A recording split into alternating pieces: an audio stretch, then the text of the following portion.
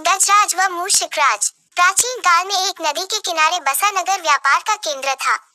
फिर आए उस नगर के बुरे दिन, जब एक वर्ष भारी वर्षा हुई। नदी ने अपना रास्ता बदल दिया। लोगों के लिए पीने का पानी न रहा और देखते ही देखते नगर वीरान हो गया। अब वह जगह केवल चूहों के लायक रह गई। चारों ओर चूहे ही चूहे नजर आने लगे। चूहों का पूरा साम्राज्य ही स्थापित हो गया। चूहों के उस साम्राज्य का राजा बना मूषकराज चूहा। चूहों का भाग्य देखो, उनके बसने के बाद नगर के बाहर जमीन से एक पानी का स्रोत फूट पड़ा और वह एक बड़ा जलाशय बन गया। नगर से कुछ ही दूर एक घना जंगल था। जंगल में अनगिनत हाथी रहते थे। उनका राजा गजराज नामक एक विशाल हाथी था।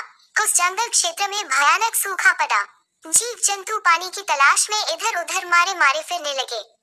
भारी भरकम शरीर वाले हाथियों की तो दुर्दशा हो गई। हाथियों के बच्चे प्यास से व्याकुल होकर चिल्लाने व दम तोड़ने लगे। गजराज खुद सूखे की समस्या से चिंतित था और हाथियों का कष्ट जानता था। एक दिन गजराज की मित्र चील ने आकर खबर दी कि खंडहर बने नगर के दूसरी ओर एक जलाशय है। गजराज ने सबको तुरंत उस जलाशय की ओर चलने का आदेश दिया। सैकड़ों हाथी प्यास बुझाने डोलते हुए चल पड़े। जलाशय तक पहुंचने के लिए उन्हें खंडहर बने नगर के बीच से गुजरना पड़ा। हाथियों के हजारों पैर चूहों को रौंदते हुए निकल गए। हजारों चूहे मारे गए। खंडहर नगर की सिक्के चूहों के खून मांस के कीचड़ से लथपथ हो गई। मुसीबत यही खत्म नहीं हुई। हाथियों का दल फिर उसी रास्ते से लौटा। हाथी रोज उसी मार्ग से पानी पीने जाने लगे।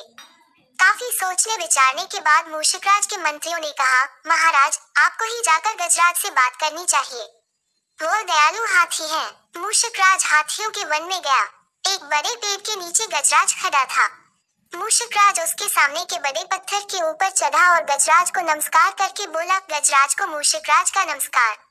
हे महान हाथी, मैं एक निवेदन करना चाहता हूँ।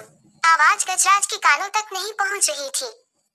दयालु गजराज उसकी बात सुनने के लिए नीचे बैठ गया और अपना एक कान पत्थर पर चढ़े मूषकराज के निकट ले जाकर बोला, नन्हे मियाँ, आप कुछ कह रहे थे, कृपया फिर से कहिए। मूषकराज बोला, हे गजराज, मुझे चूहा कहते हैं।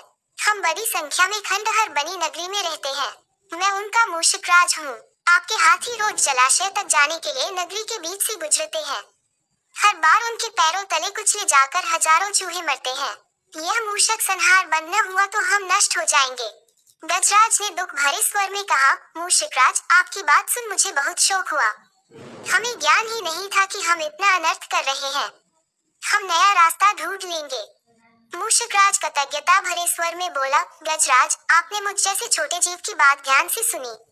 आपका धन्यवाद। गजराज, कभी हमारी जरूरत पड़े तो याद जरूर कीजिएगा। गजराज ने सोचा कि यह नन्हा जीव हमारे किसी काम क्या आएगा, सो उसने केवल मुस्कुराकर मूषकराज को विदा किया।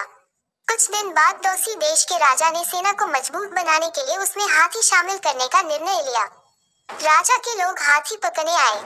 जंगल में आकर वे चुपचाप कई प्रकार के जाल बिछाकर चले जाते हैं। सैकड़ों हाथी पकड़ लिए गए। एक रात हाथियों के पकड़े जाने से चिंतित गजराज जंगल में घूम रहे थे कि उनका पैर सूखी पत्तियों के नीचे छल से दबाकर रखी रस्सी के फंदे में फंस जाता है। जैसे ही गजराज ने पैर आगे बढ़ाया, रस्सा कस गया। रस्सी का दूसरा सिरा एक पेड़ के मोटे तने से मजबूती से बंधा था। गजराज चिंघाने लगा। उसने अपने सेवकों को पुकारा, लेकिन कोई नहीं आया। कौन फंदे में फंसे हाथी के निकट आएगा? एक युवा जंगली भैंसा गजराज का बहुत आदर करता था। जब वह भैंसा छोटा था तो एक बार वह एक गड्ढे में जा गिरा था। उसकी चिल्लाहट सुनकर गजराज ने उसकी जान बचाई थी। चिंगाट सुनकर वह दौड़ा और फंदे में फंसे गजराज के पास पहुंचा। गजराज की हालत देख उसे बहुत धक्का लगा। वह चीखा, यह कैसा अन्याय है? गजराज, बताए क्या करूं? मैं आपको छुड़ाने के लिए अपनी जान भी दे सकता हूं। गजराज बोले, बेटा, तुम बस दौड़कर खंडहर नगरी जाओ और चूहों के राजा मूषकराजा को सारा हाल बताना। उससे कहना कि मेरी सारी आस टूट चुकी है। भैंसा अपनी पूरी शक्ति से दौड़ा दौड़ा मूषकराज के पास गया और सारी बात बताई। मूषकराज तुरंत अपने 20-30 सैनिकों के साथ भैंसे की पीठ पर बैठा और वो शीघ्र ही गजराज के पास पहुंचे। चूहे भैंसे की पीठ पर से कूदकर फंदे की रस्सी कुतरने लगे। कुछ ही देर में फंदे की रस्सी कट गई व गजराज आजाद हो गए। सीखा, आपसी सद्भाव व प्रेम सदा एक दूसरे के कष्टों को हर लेते हैं।